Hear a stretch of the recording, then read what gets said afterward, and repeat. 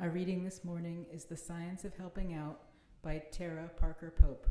This was published in 2020. At a time when we are experiencing an extraordinary level of stress, science offers a simple and effective way to bolster our own emotional health. To help yourself, start by helping others. Much of the scientific research on resilience, which is our ability to bounce back from adversity, has shown that having a sense of purpose and giving support to others has a significant impact on our well-being.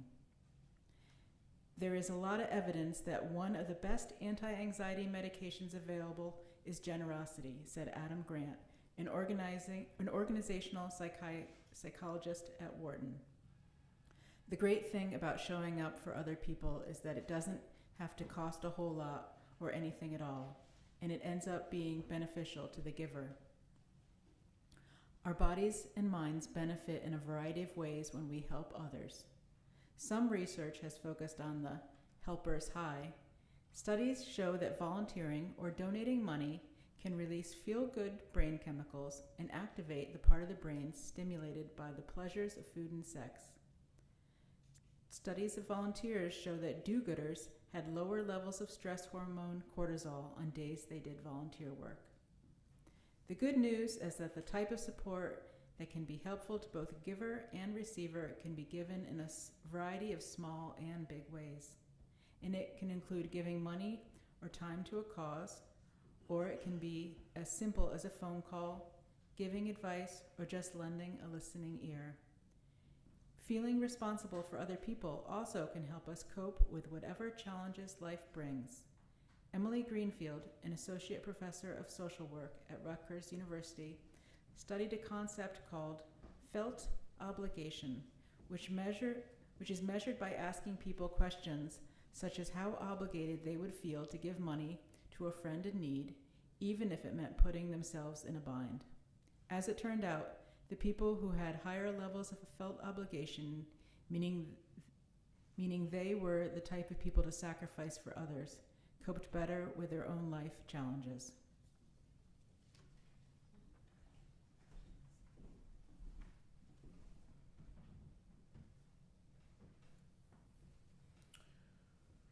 Resilience is a buzzword that's been around for a while now. I heard it a lot during the lockdown for the coronavirus. I'm sure you all did too. And it continues to be an important concept as authoritarian forces move to control our lives. Memes and popular articles tell us how to be resilient by reminding us to sleep and to eat well and to buy ourselves a gift now and again, maybe take a bath or go for a walk. Each one an individual act that is designed to make us feel better, more capable of bouncing back, better able to handle stressors. And while it's true this kind of care is important and can indeed provide a sense of resilience, if the COVID lockdown taught us nothing else, it taught us that these kinds of solutions are simply not enough. Even as many of us sought to navigate and negotiate the worst, isolation has amplified for many of us. We understand that resiliency is not something that comes from within, solely from within. Resilience is the power of external forces as well, holding us, sheltering us, pushing us to do more, offering us beauty and grace. Dr. Michael Unger, a world-renowned resilience expert, says, in the context of exposure to significant adversity, it is the capacity of individuals and communities to navigate their way to the many resources that sustain well-being and to negotiate those resources in culturally meaningful ways. So, if we're feeling stretched and thin, as Bilbo Baggins says, like butter stretched over too much bread, when we feel brittle and frail, we can ask ourselves the question of navigation, what do I need? And the question of negotiation, how do I get what I need? Resilience is systemic, and it isn't just about us, but about the ways in which the world around us supports and holds us and changes and helps us face those changes. Unger shares this example. We know in most cases that people who exercise are healthier and better able to face illness and recover more quickly. So researchers asked a group of people in a retirement community what would help them exercise more. They said having a park nearby would be the solution. So they put in a park across the street.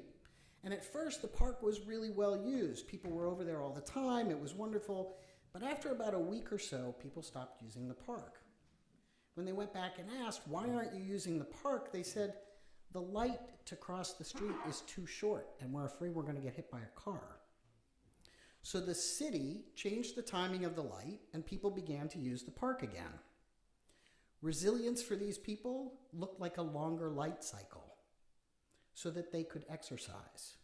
It wasn't just about exercising, but access to the ways in which people can exercise. They knew that exercise helped them feel better, stronger, more connected. This was the navigation. But in order to have access, they needed to negotiate the systems that would allow them access to the park. Resilience is more than just a commercial capitalist response to stress. Resilience is knowing, truly, that none of us is alone. Imagine for the moment the life of a monk. In some ways, it seems extremely solitary and introspective, but it's also deeply communal. The monk in a temple is supported by the monks around them, by the villagers who bring food and other necessary items to the temple. Just as Thich Nhat Hanh reminds us that a piece of paper contains the clouds and the rain and the sun, so do we too contain the people and the places, the sun and the earth, the wheat and the rain and the moonshine. Resilience is bolstered when, as children and youth, we have mentors and coaches and loving family, neighbors, a congregational community, people who care about us and love us.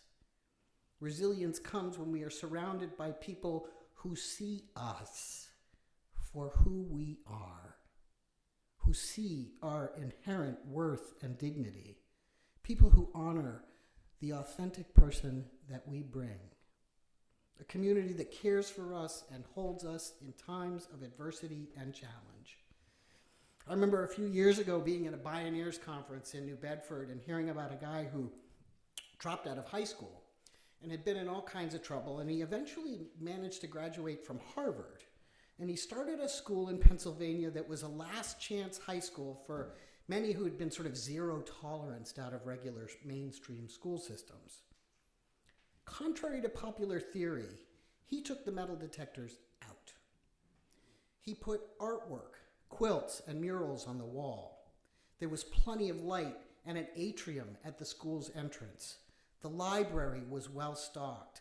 There were no visible police, and the staff had been trained in restorative practices. In the first year, there were few, if any, altercations at the school. Learning took place. Youth grew and leaders emerged. Changing the physical and social environment changed the capacity for resilience for many of these youth. It was not just internal fortitude, but outside support, beauty, and care that fed and nurtured these students. What we believe matters.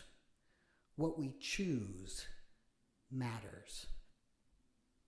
I imagine our congregations as places, as cradles or crucibles, bringing us back together each week, feeding, nurturing, supporting us, reminding us what is necessary and vital for the care of one another, holding us and shaping us as people of faith. And this resilience is more than just local. It moves out in ever-expanding fractals, repeating, reiterating, expanding resonance with others. Adrienne Marie Brown's emergent strategy defines the importance of connection and learning as ways for humans to practice being in relationship to our home and each other, to practice complexity and grow a compelling future together through relatively simple interaction. Emergent strategy is how we internally change in ways that grow our capacity to embed the just and liberated world we long for.